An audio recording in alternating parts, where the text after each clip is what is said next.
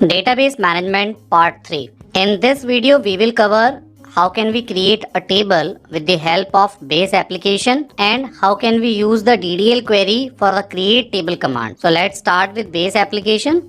आपको base application start करना है तो आप सिंपल स्टार्ट पर क्लिक करेंगे, टाइप करेंगे PASE। ओपन ऑफिस बेस का जो लुक है वो आपको नजर आ जाएगा। ओपन ऑफिस बेस पर आप क्लिक करेंगे। ये है हमारी पहली स्क्रीन डेटाबेस विजार्ड को लेकर के कि सबसे पहला जो काम है, अगर आप बेस एप्लीकेशन पे काम कर रहे हैं आपके पास एक डेटाबेस होना चाहिए। हम इसका जो स्ट्रक्चर है वो समझते हैं कि आप जब भी बेस पर काम करेंगे तो first of all we have to a database. हमें एक डेटाबेस की रिक्वायरमेंट होगी। डेटाबेस में टेबल बनेगी, टेबल के अंदर फील्ड और आपकी रोज रिकॉर्ड्स तैयार होंगे। देन कहीं जाकर के हम टेबल पर काम करेंगे। सबसे पहली रिक्वायरमेंट है डेटाबेस, और डेटाबेस के लिए यहाँ पर आपके सामने जो स्क्रीन है यहाँ पर लिखा आ रहा है select database, create a new database. एक नया डेटाबेस बनाइए। अगर आपने ऑलरेडी कोई डेटाबेस रखा हुआ है तो ओपन एन एग्जिस्टिंग डेटाबेस, पुराना कोई डेटाबेस खोल लीजिए। कोई JDBC कनेक्शन है, एक्सेल की कोई शीट है, ओरेकल का कोई डेटाबेस है, टेक्स्ट में है, MySQL में है, तो आप यहाँ से भी यानी किसी थर्ड एप्लीकेशन से भी जो बेस का पार्ट नहीं है वहाँ से भी आप डेटा एक्सेस कर सकते हैं। तो ये एक बहुत ज़बरदस्त एप्लीकेशन है बेस, जो आपको तीन तरीके, यानी एक तो आप नया डेटाबेस बना लीजिए, सेकेंड है आपने कोई बना रखा है वो यूज़ कर लीजिए, जिसे हम फाइल में न्यू और ओपन करते हैं, और तीसरा तरीका है connect to an existing database. यानी आप पे एक्सेल है, एक्सेस है, या एडोब का डी है, ADO है, JDBC है, MySQL है, इनमें से आप किसी भी एप्लीकेशन का DB आप अपने बेस एप्लीकेशन में खोल सकते हैं।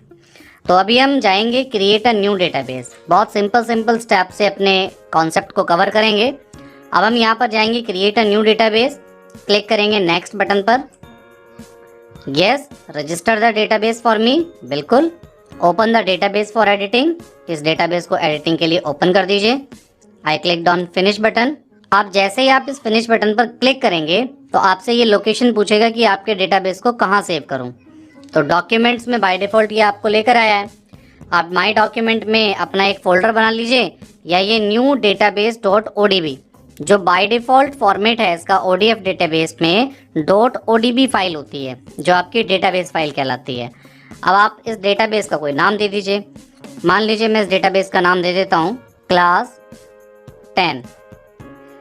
अब क्लास 10.odb करके यहाँ पर एक डेटाबेस सेव हो जाएगा। अब सामने जो आपको स्क्रीन नजर आ रही है वो क्लास 10.odb यानी बेस सॉफ्टवेयर में एक डेटाबेस ओपन हो गया है, और उस डेटाबेस की कुछ विंडोज आपको यहाँ पर नजर आ रही हैं।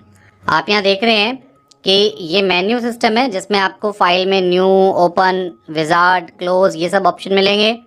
एडिट मेन्यू है, cut copy paste, view menu है, इंसर्ट है, टूल है, विंडोज़ है, हेल्प मेन्यू है। ऐसे ही उससे रिलेटेड एक स्टैंडर्ड टूल बार है जो आपके काम करने वाली है। ये आपकी डेटाबेस की प्लेट है, पैलेट भी कह सकते हैं, जिसमें आपको टेबल, क्वेरी, फॉर्म और रिपोर्ट, ये चार चीज़ें अगर आपको तैयार करनी है जो हम स्टेप बाय स्टेप सीखेंगे। लेकिन पहला कॉन्सेप्ट हमारा टेबल को लेकर के है, और उसके राइट में यहाँ पर है टास्क, और उस टास्क से रिलेटेड डिस्क्रिप्शन उसके राइट साइड में। यहाँ पर अगर आपने कोई टेबल बना ली है तो वो टेबल आपको नज़र आएगी, और उस टेबल के रिगार्डिंग कुछ होगा तो वो आपको यहाँ पर नज़र आएगा। तो ये एक तरीका है डेटाबेस को दिखाने का बेस एप्लीकेशन का। अब हमें नया डेटाबेस है हमारा, जिसका नाम हमने क्लास 10 रखा है। अब हम इसमें एक टेबल बनाएंगे।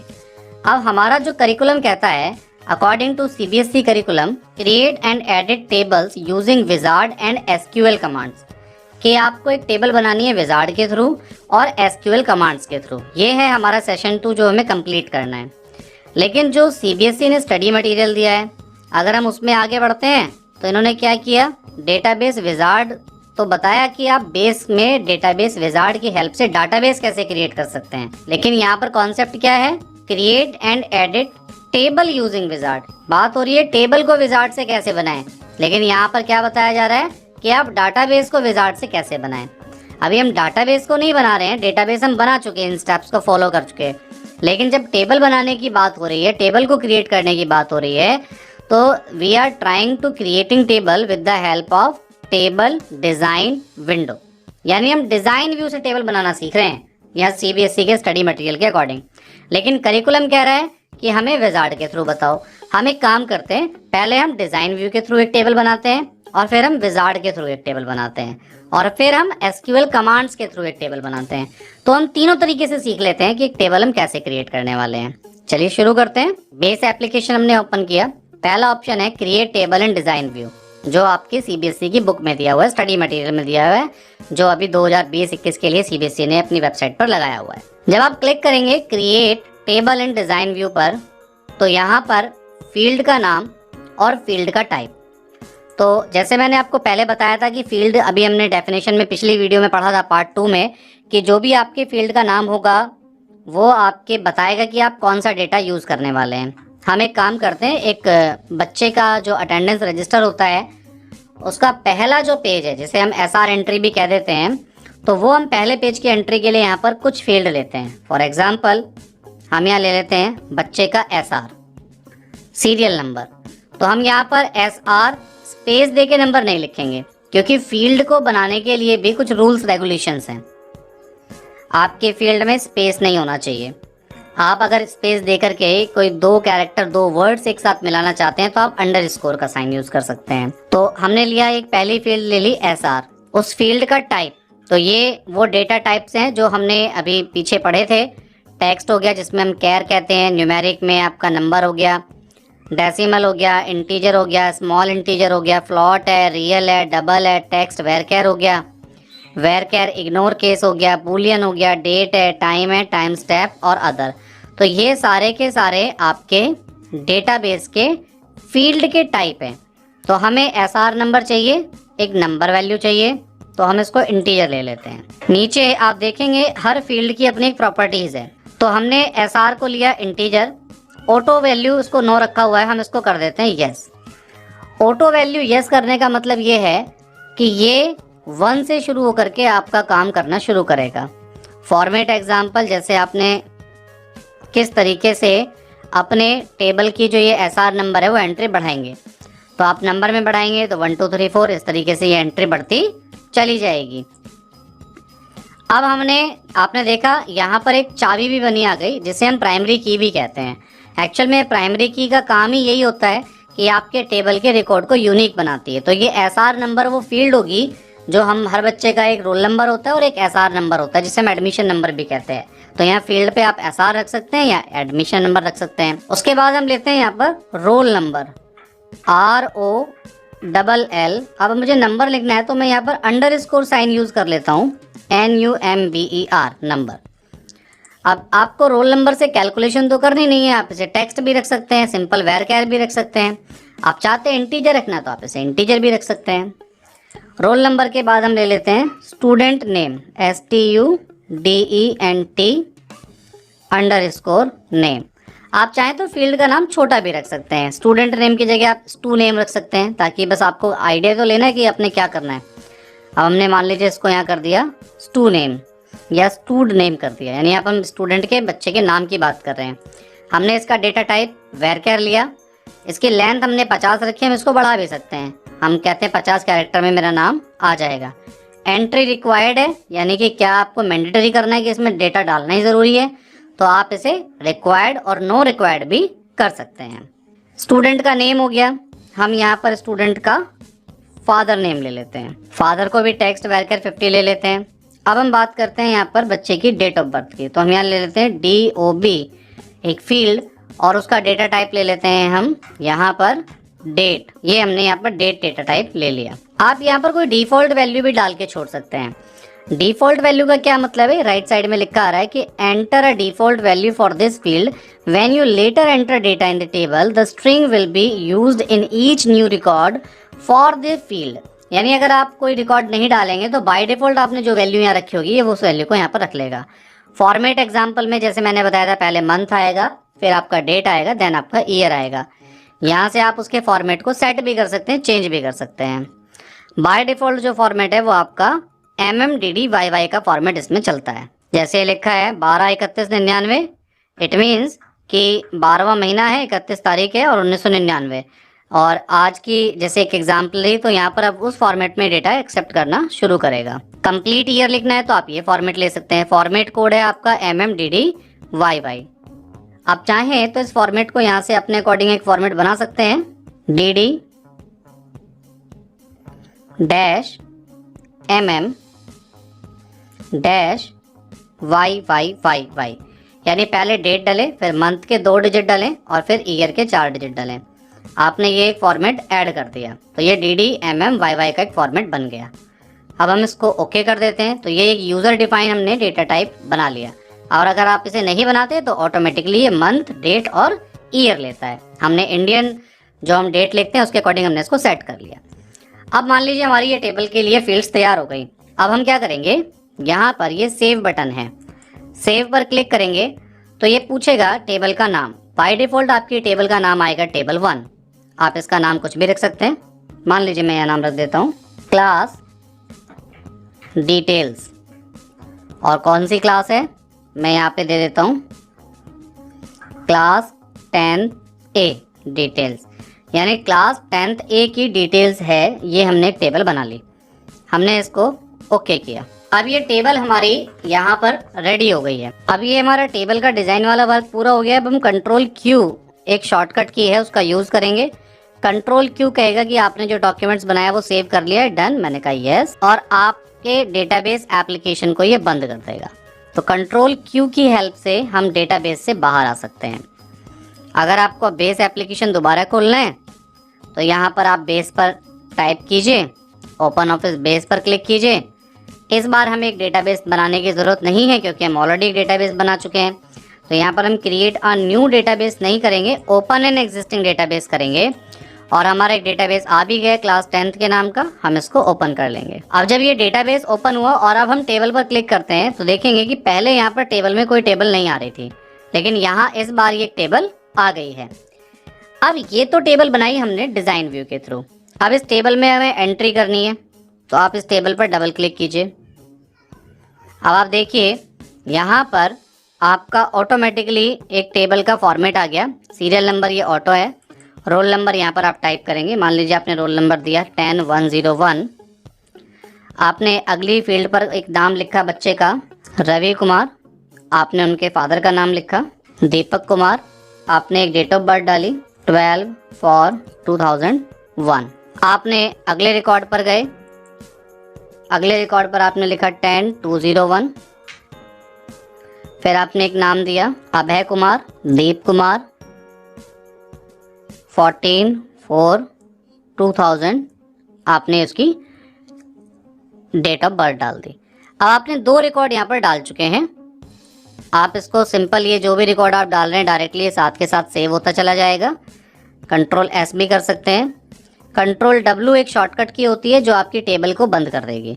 Ctrl+W पे क्लिक करने के बाद टेबल बंद हो गई और अब आप 10th A की डिटेल खोलेंगे तो आपको 2 रिकॉर्ड यहाँ पर मिलेंगे। ये बिल्कुल एक्सेल की तरह नज़र आ रहा है। आप इसके कॉलम की विड्थ को यहाँ से बढ़ा सकते हैं, कम ज़्यादा कर सकते हैं। और ये 0 है, 1 है, ऑटोमेटिकली फिर ये फील्ड बढ़ती चली जाएगी। इसकी इंडेक्सिंग आपकी 0 से शुरू हो रही है। तो ये हुआ टेबल को डिज़ाइन व्यू से क्रिएट करना। मैं Ctrl+W करके इस टेबल को यहाँ पर बंद कर देता हूँ। अब हम देखते हैं कि हम टेबल को विजार्ड से कैसे बना सकते हैं। तो सेकंड ऑप्शन है use wizard to create table. हमने क्लिक किया use wizard to create table पर। ये हमसे पूछेगा कि आपका बिजनेस कैटेगरी प्रेजेंटेशन टेबल बना रहे हैं या पर्सनल। तो मैंने कहा मैं पर्सनल बना रहा हूँ। आप पर्सनल में भी आप अकाउंट को लेकर बना रहे हैं, एड्रेस को लेकर बना रहे हैं, ऑथर को लेकर बना रहे हैं, इनमें से कोई आपका कोई चॉइस कर लीजिए। तो हम कोई भी एक चॉइस ले लेते हैं। हमने एक एड्रेस चॉइस ले लिया। अब एड्रेस में बहुत सारी डिटेल हैं, मुझे तो ये सारी डिटेल नहीं चाहिए। अब मान लीजिए ये फर्स्ट नेम है, मुझे बच्चे का नाम चाहिए, यस। मुझे उसका लास्ट नेम चाहिए, यस, तो सेकंड फील्ड हो गई। मुझे उसका मोबाइल नंबर चाहिए, यस। तो ये वो फील्ड है जो आपको पहले से प्री डिफाइंड मिलेंगी। तो ये विजार्ड का बेनिफिट होता है कि विजार्ड में आपको फील्ड भी टाइप करने की ज़रूरत नहीं है। आप देख भी रहे होंगे ये जितनी भी फील्ड के नाम है इनमें किसी में भी गैप नहीं है। जैसे फर्स्ट नेम है तो फर्स्ट नेम दोनों एक साथ लिखे हुए हैं, यानी स्पेस अलाउड नहीं है। ऐसे ही मान लीजिए आपने यहाँ पर आपका first name, last name, mobile number ले लिया, आपने उसकी सिटी को भी यहाँ से ऐड कर लिया। ये बटन है, ये एक एरो है, सिंगल एरो, जिसका मतलब है एक फील्ड इधर से उठकर इधर आएगी, डबल एरो पे क्लिक करेंगे, सारी फील्ड उठ के इधर आ जाएगी। इधर से कोई फील्ड इधर वापस ले जानी है तो इस बटन पर क्लिक करेंगे। जैसे मैंने यहाँ क्लिक किया, बटन एक्टिव हो गया। अगर मैं इस पर क्लिक करता हूँ तो सिटी इधर चली जाएगी। वापस इसको सेलेक्ट करके ऊपर वाला बटन क्लिक करता हूँ तो सिटी राइट में आ जाएगी। इधर वाले पर क्लिक करेंगे तो इधर की सारी फील्ड इधर चली जाएंगी। इन फील्ड का भी अगर ऑर्डर आगे पीछे करना है तो आप ये अप डाउन यूज कर सकते हैं। तो ये हुआ यहाँ पर पहला जो स्टेप था विजार्ड का, सेलेक्ट फील्ड, कि आपने फील्ड सेलेक्ट कर ली, यस। कैटेगरी ले ली, बिजनेस या पर्सनल, पर्सनल ले ली, आपकी मर्जी है, आप कुछ भी ले सकते हैं। नेक्स्ट करते हैं। अब कहता है फील्ड की इंफॉर्मेशन बता दीजिए भाई। फील्ड नेम है फर्स्ट नेम, उसका डेटा टाइप क्या रखना है? मैंने कहा टेक्स्ट ही रखिए। लेंथ 50 रखिए, ठीक है। सेकंड वाले का क्या रखना है? मोबाइल नंबर वाले के लिए क्या रखना है? तो लेंथ आप इसकी 30 है, इसको आप 10 कर दीजिए क्योंकि मोबाइल नंबर 10 डिजिट का होता है। सिटी है वो भी 50 कैरेक्टर है, तो आपका काम हो गया। तो यहाँ पर आपने क्या किया? सेट टाइप्स एंड फॉर्मेट, आपने डेटा टाइप डिसाइड किया और उसका फॉर्मेट यहाँ पर तय किया। आप यहाँ पर नेक्स्ट बटन पर क्लिक करते हैं। क्रिएट अ प्राइमरी की, एक प्राइमरी की बनाएं क्या? ऑटोमेटिकली ऐड अ प्राइमरी की। तो ये कह रहा है कि या तो आप एक प्राइमरी की बनाकर चलिए, आपके टेबल में होनी चाहिए, या इसको आप ऑटो वैल्यू पे सेट कर दीजिए। जैसे हमने ऑटो वैल्यू एसआर को बनाया था, ऐसे ही हम यहाँ पर एक ऑटो वैल्यू ले लेते हैं। अब हम इसको नेक्स्ट करते हैं। What do you want to name your table? अपने टेबल का क्या नाम देना चाहते हैं? मान लीजिए एड्रेस नाम उसने बाय डिफॉल्ट सजेस्ट किया। आप कहते हैं what do you want to do next? आप यहाँ पे टेबल का नाम कोई भी रख सकते हैं। इंसर्ट डेटा इमीडिएटली, भाई टेबल ये बन जाएगी तो क्या करना है? टेबल पे डेटा डालना शुरू करना है, या इसको डिजाइन व्यू में खोलना है, या इसको एक फॉर्म बेस पे खोलना है। तो हम कहते हैं ठीक है भाई, टेबल तो मेरी बनी गई है, इस पर मैं डायरेक्ट डाटा एंट्री करना शुरू कर देता हूँ। तो इंसर्ट डेटा इमीडिएटली, इस पर आप क्लिक करते हैं।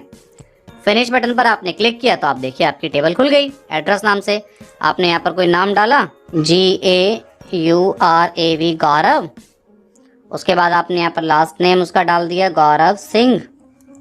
आपने उसकी कोई सिटी फीड कर दी, तो ये एक एंट्री हो गई और जीरो रिकॉर्ड उसको आईडी मिल गई, यानी आईडी नाम से एक फील्ड ऑटो वैल्यू पे ऐड हो गई। वही तरीका कंट्रोल W करके आप इसको टेबल को बंद करेंगे। तो अब यहाँ पर आपकी एक टेबल एड्रेस नाम से बन गई, एक टेबल आपकी क्लास 10th A डिटेल्स नाम से बन गई। तो क्लास 10th A डिटेल्स ये टेबल बनाई हमने डिजाइन व्यू का यूज करके, एड्रेस बनाई हमने विजार्ड का यूज करके, ये हमारे विजार्ड से टेबल आ गई। अब हम बात करते हैं SQL क्वेरी के थ्रू हम टेबल कैसे बना सकते हैं। तो पहले हमें SQL की DDL कमांड्स और DML कमांड्स को समझना होगा। Create table using SQL DDL commands. SQL commands are also used to manage and manipulate data in a database. The SQL commands are categorized as DDL and DML. आपकी जो SQL commands होती हैं वो दो तरीके से होती हैं। एक होती है डेटा डेफिनेशन लैंग्वेज, दूसरी होती है डेटा मैनिपुलेशन लैंग्वेज। जो डेटा डेफिनेशन लैंग्वेजेस होती हैं जिन्हें हम DDL क्वेरीज या DDL कमांड्स भी कहते हैं, ये वो स्टैंडर्ड कमांड्स होती हैं जो आपके डेटाबेस के स्ट्रक्चर पर काम करती हैं। और कैसे स्ट्रक्चर पर काम करती हैं? DDL स्टेटमेंट क्रिएट, ये आपका टेबल क्रिएट करेंगे, डाटाबेस क्रिएट करेंगे, उसमें कोई मॉडिफिकेशन है तो उसके स्ट्रक्चर की बात कर रहा हूँ भाई, फील्ड डाटा की बात नहीं कर रहा। टेबल के स्ट्रक्चर, डेटाबेस के स्ट्रक्चर की बात। फील्ड कैसी है, फील्ड का डेटा टाइप कैसा होगा, फील्ड के नाम में कोई करेक्शन है क्या, या कोई फील्ड आपको रिमूव करनी है, ऐड करनी है, such as table indexes and users. तो कॉमन जो DDL स्टेटमेंट हम चलाते हैं, जो कमांड हम यूज करेंगे DDL के लिए, वो है क्रिएट कमांड, ऑल्टर कमांड और drop command. Create command, alter command और ड्रॉप कमांड, इन तीनों कमांड्स का यूज भी हम सीखेंगे। लेकिन मैं आपको सजेस्ट भी करूंगा कि इस वीडियो के डिस्क्रिप्शन में मैंने पहले पार्ट में भी बताया था कि हमने DDL कमांड्स और DML कमांड्स, दोनों कमांड्स पर किस तरीके से MySQL में कमांड्स चलती हैं, टेबल बनती है। क्योंकि जो चीज मैं आपको बेस एप्लीकेशन से बता रहा हूँ वही चीज हमने MySQL से 10th क्लास के लिए IT 402 के लिए ही बनाई हुई वो वीडियोस हैं, आप उनको भी एक बार जरूर देखिए। तो आपको समझ में आएगा कि MySQL पर जो ये क्वेरीज हैं, DDL और DML कमांड्स हैं, ये बेसिकली वर्क कैसे करती हैं। क्योंकि यहाँ पर हम बेस एप्लीकेशन पर काम कर रहे हैं और वहाँ MySQL पर काम कर रहे हैं। थोड़ा सा डिफरेंस है बस प्लेटफॉर्म का, लेकिन आपको वहाँ पर ज्यादा अच्छा समझ में आएगा। तो मैं सजेस्ट करूंगा आपको कि आप डिस्क्रिप्शन की वीडियोस में जो देखेंगे, आप यहाँ पर इस वीडियो के डिस्क्रिप्शन में आपको मिलेगा लिंक, आप उस पर ज़रूर क्लिक कीजिए। DDL और DML इन दोनों क्वेरीज की जो वीडियोस हैं उनको ध्यान से देखिए और समझिए, तो आपको बहुत अच्छा लगेगा। ये चैप्टर बहुत इजी लगने लगेगा DDL और DML कमांड्स। अब हम आगे बढ़ते हैं। To create a student table SQL command used is as follows. अगर आपको कोई टेबल बनानी है तो आपको ये कमांड लिखनी पड़ेगी।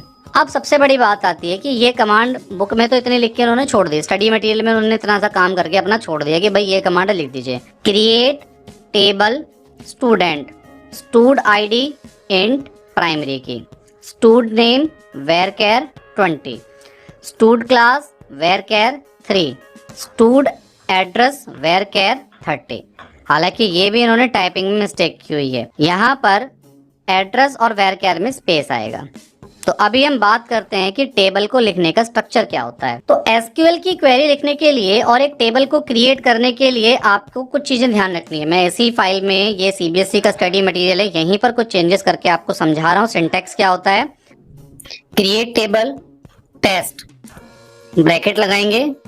अब जो भी आपको टेबल बनानी है उसके लिए क्रिएट टेबल तो लिखना ही है, लेकिन उसके साथ साथ आपको उस टेबल का नाम, जो भी आप नाम दे रहे हैं, तो ये टेबल का नाम है, इसको मैंने बोल्ड कर दिया है, तो ये आप चेंज कर सकते हैं, कुछ भी रख सकते हैं। बस आपको फील्ड का ध्यान रखना, जैसे फील्ड का नाम में आपको गैप नहीं देना, ऐसे ही टेबल के नाम में भी अंडरस्कोर यूज कर सकते हैं। हम एक टेस्ट नाम से टेबल बनाते हैं और हम उसमें एक फील्ड रखते हैं ID को साइज देते हैं हम इंटीजर का, स्पेस देके हम इसको प्राइमरी की बना देते हैं। ये हमारी पहली फील्ड हो गई। सेकंड फील्ड बनाते हैं नेम को करते हैं varchar 10 और उसके बाद ब्रैकेट बंद और सेमीकोलन। ये हमारी SQL की एक क्वेरी रेडी हो गई। हम इसको कॉपी करते हैं, वापस ओपन ऑफिस बेस पर आते हैं। This is the open office base, यहाँ पर हमने टेबल बनाई थी। यहाँ पर क्वेरीज में create query in SQL view ये एक ऑप्शन है, या आप टेबल पर ही रहिए, टूल मेन्यू में SQL ऑप्शन है, इस पर आप क्लिक कीजिए। ये आपकी SQL स्टेटमेंट चलाने के लिए, कमांड टू एग्जीक्यूट के लिए ऑप्शन आ गया है। यहाँ पर हम अपनी कमांड को पेस्ट कर देते हैं। क्रिएट टेबल टेस्ट ID, एक ID नाम की फील्ड बनेगी जो इंटीजर टाइप की होगी और वो प्राइमरी की होगी, यानी वो यूनिक रिकॉर्ड रखेगी अपने अंदर। एक नेम नाम से फील्ड बनाएंगे जिसका साइज varchar 10 होगा, यानी वो 10 का साइज अपने अंदर होल्ड करेगा, 10 कैरेक्टर का। हम एग्जीक्यूट कराते हैं इस कमांड को, नीचे देखेंगे मैसेज आ गया है, कमांड सक्सेसफुली एग्जीक्यूटेड। हो सकता है ये मेरे लैपटॉप का इश्यू हो, कंप्यूटर का इश्यू हो, और अभी हो क्या रहा है, जैसे ये टेबल अब क्रिएट हो गई है, हम इसको क्लोज करते हैं तो, लेकिन यहाँ पर अभी हमें टेबल नजर नहीं आई है। मैंने क्वेरी फॉर्म रिपोर्ट्स टेबल पर दोबारा क्लिक किया तो भी मुझे ये टेबल मुझे नजर नहीं आई है। इसके लिए मैं अपने ओपन ऑफिस बेस को बंद करता हूँ, दोबारा हम बेस ओपन करेंगे, यस कर देते हैं जो भी हमने चेंजेस किए हैं। यहाँ पर हम अपनी बेस एप्लीकेशन को ओपन करते हैं और अब जब हम बेस खोलेंगे और यहाँ पर हम बताएंगे कि हमारा डेटाबेस क्लास 10 था, फिनिश करते हैं। अब जब आप टेबल पर क्लिक करेंगे तो आप देखेंगे आपकी टेस्ट नाम की टेबल बन चुकी है। तो ये तरीका है, जब आप SQL से टेबल बनाते हैं तो आपको बेस बंद करके एक बार ओपन करना पड़ रहा है। हो सकता है आपके सिस्टम में ये समस्या ना आए, अभी मेरे सिस्टम में ये प्रॉब्लम आ रही है। और अब आप इस टेस्ट पर डबल क्लिक करेंगे तो आपकी ID फील्ड आ गई। मान लीजिए आपने यहाँ 1 रखा, नेम आपने दिया गर्वित। अगर आप यहाँ दोबारा 1 डालते हैं ID पे तो आप देखिए एक मैसेज आ गया, error inserting the new record, violation of unique constraint. क्योंकि प्राइमरी की का जो वायलेशन है, यानी प्राइमरी की आपने बनाई तो वो कभी भी यूनिक होगी, कभी भी डुप्लीकेट नहीं होगी, इसीलिए उसने मना कर दिया। आपको क्या करना होगा, 1 की जगह 2 देना होगा या कुछ और भी, बस ये डुप्लीकेट नहीं होना चाहिए। अब आपने नाम दिया शीतल, ये ले लेगा, एक्सेप्ट कर लेगा। थर्ड पे आपने कोई एंट्री करी रवि, एक्सेप्ट कर लिया। कंट्रोल W करेंगे, ये सेव कर चुका है। जब आप टेस्ट पर डबल क्लिक करेंगे तो आप देखेंगे कि आपकी डेटा में एंट्री हो चुकी है टेबल के अंदर। तो हमने अभी इस वीडियो में सीखा कि किस तरीके से हम टेबल को डिजाइन व्यू से, टेबल को विजार्ड से और टेबल को